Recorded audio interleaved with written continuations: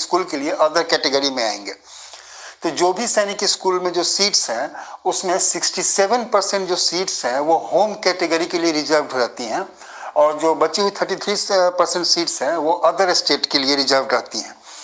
ये जो बच गया होम कैटेगरी, इसको भी 5 कैटेगरी में अलग अलग डिवाइड किया गया है अकॉर्डिंग टू रिजर्वेशन। वो कैटेगरी है एससी का, एसटी का, ओबीसी, नॉन क्रीमी और डिफेंस पर्सनल या एक सर्विस मैन और जनरल। ये 5 कैटेगरी है जिसमें इस होम कैटेगरी वाले को डिवाइड किया गया है। इनका जो रिजर्वेशन का परसेंटेज है वो एससी का 15% है, एसटी का 7.5%, ओबीसी का 27%। ये टोटल मिलाने पर होता है 49.5%।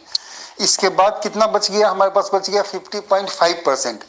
उस 50.5% का 25% डिफेंस पर्सनल को और रेस्ट 75% जनरल के लिए अलॉट होता है। ध्यान दीजिए, ये 25% और 75% सीधे इसका नहीं है, ये 49% निकालने के बाद, किसका 49%? ओवरऑल 100% जो कैपेसिटी है उसका नहीं, पहले उसका 67% होम वाले को, और इस 67% का 49.5% इस 3 कैटेगरी को जाएगा, और जो इसके बाद 50.5% बच गया इस 67% का, होल का नहीं, 67% का जो 50.5% बच गया उसका 25% डिफेंस पर्सनल कैटेगरी में और बचा हुआ 75% जनरल कैटेगरी में जाता है। सेम यही चीज अदर स्टेट वालों के लिए भी होता है। फाइन, तो 5 कैटेगरी इधर और 5 कैटेगरी इधर, होम में और अदर में, टोटल कितने हो गए? 10 हो गए।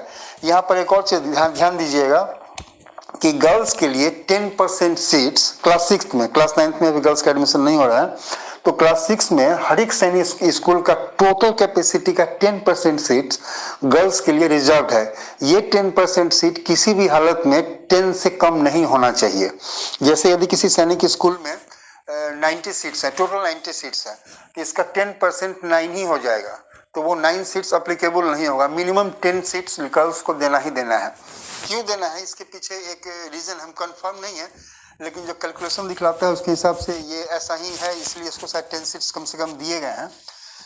5 कैटेगरी इधर और 5 कैटेगरी इधर, ये बॉयज़ के लिए भी है और गर्ल्स के लिए भी है, तो कम से कम एक एक सीट हर एक कैटेगरी में हो तो 10 सीट हो जाती है। 5 सीट होम गर्ल्स के लिए और 5 सीट अदर स्टेट के गर्ल्स के लिए, तो टोटल इसीलिए 10 सीट शायद दी गई हैं, इसीलिए शायद दी गई हैं कि हर एक कैटेगरी में कम से कम गर्ल्स को एक सीट अलॉट हो, इसीलिए ये कम से कम इसको 10 कर दिया गया है कि 10%, यदि 10 से कम हो रहा है तो वो 10% काम नहीं करेगा, कम से कम 10 सीट्स गर्ल्स के लिए अलॉट हैं।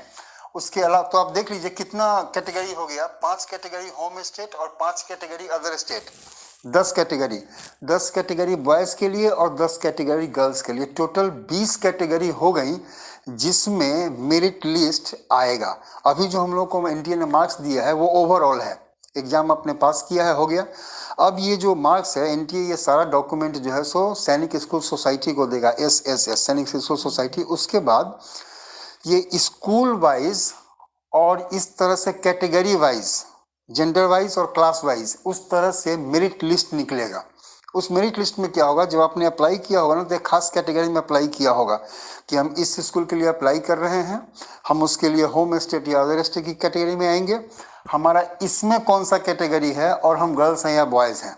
आपकी कैटेगरी जिसमें आपने अप्लाई की थी उसी में फिक्स है कि आपने किस कैटेगरी में अप्लाई की है, और इसी तरह हर एक कैटेगरी का टोटल 20 कैटेगरी होगा, 20 कैटेगरी का मार्क्स मेरिट लिस्ट लाइन से अलग अलग निकलेगा कि इस कैटेगरी में इतने बच्चे ने क्वालिफाई किया है और उनका नंबर ऐसे ऐसे है।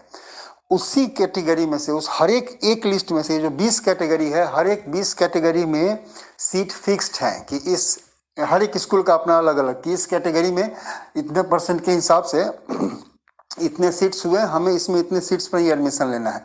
उसी सीट्स के हिसाब से बच्चे को मेडिकल के लिए बुलाया जाएगा।